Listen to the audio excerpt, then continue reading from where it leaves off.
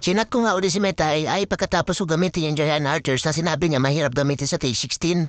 At yung tanong ko sa kanya kung meron pa bang mas mahirap na troops composition sa Stage 16 at ito nga yung binigay niya. Super Wizard at Super Witch combination sa number 1.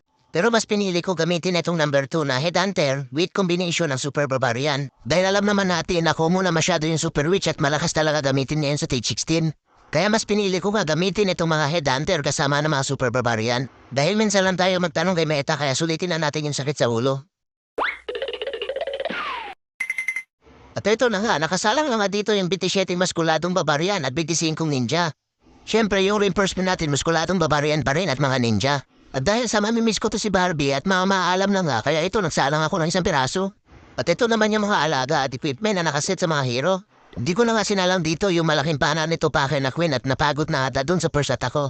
At dito tinignan ko muna kung merong online dito sa GPC, buti na lang wala kaya ito dali-dali na naman ako matap. At ito nga pala yung second attack ko dito sa GPC kung saan ako gumamit ng Giant Archer sa first attack. Kaya tara panoorin natin kung talagang ito ba yung pinakamahirap gaya na sabi ni Meta AI. At ito na nga yung defense na maswerte yung player na si Dark Brute. Nakakatakot na nga tingnan yung defense niya at lahat may kuryente. Tapos siya multi-inferno lahat nakasingle. Kaya 4 na pirasong spell na matyanak yung dinala ko dito pang distract sa mga single IT. Dito nga tinanggal ko lang muna yung army camp at yung dark barracks gamit yung mga maskuladong barbarian. Para madistract na rin yung mortar at saka ko naman nilapag yung flame clinger. Tapos bahala na yung flame clinger doon matanggal sa mga defense na abot niya. Kaya dito nilapag ko na si Tatang sa may baba. Inantay ko lang muna matanggal yung isang kanyon. Bago ko ginamitan ng invisible spell yung mga ibang defense at yung agila nga yung patatamahan ko dito ng bulalakaw ni Tatang. Yan nga ang pinili ko patamaan ng bulalakaw ni Tatang para matanggal na yung monolith, yung clan castle at yung ibang defense. Kaya hindi na nga ako dito nagdala ng muriatic acid dahil kasama sa matatanggal yung clan castle sa bulalakaw ni Tatang.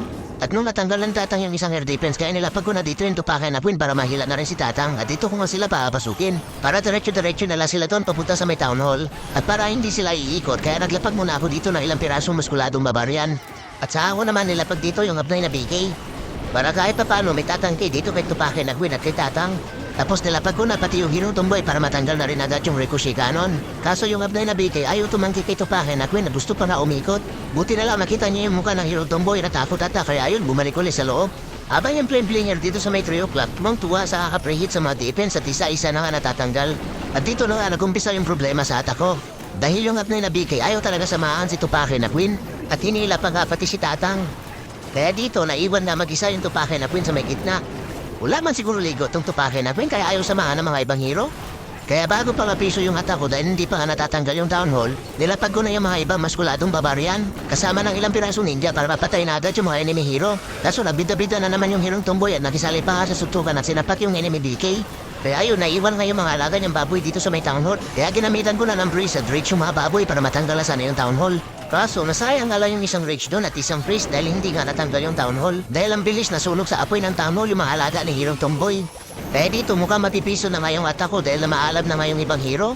Pero buti na lang tumino yung kaluluwa ni Abnoy na BK at umiretso nga doon sa may town hall. Habang yung tupakin na Queen kahit iniwan siya doon sa may gitna at ito nga buhay pa. Kaya ang nangyari siya na ngayon tumapos dito sa defense ni Dark Brute dahil yung mga ninja na nilapag ko sa taas panglinis dito sa mga buildings na naiwan. Nakatapak na naman na malaking tae kaya ayun biglang nalusaw. Kaya eto na nilapag ko na yung paborito kong nag-iisang maskuladong Barbie. Kaya dito na-3-star ko nga yung defense ni Dark Brute. At naka-6-star sa Classic War na galing kay Meta AI yung mga troops composition na ginamit ko. Kaya ang nangyari, nanalo nga kami dito sa GPC sa Classic War. Laban sa clan ng Department of Transportation Page 3. Pero sa sunod ayaw ko na ikat si Meta AI dahil muntik na mapeso yan sa kanata ko.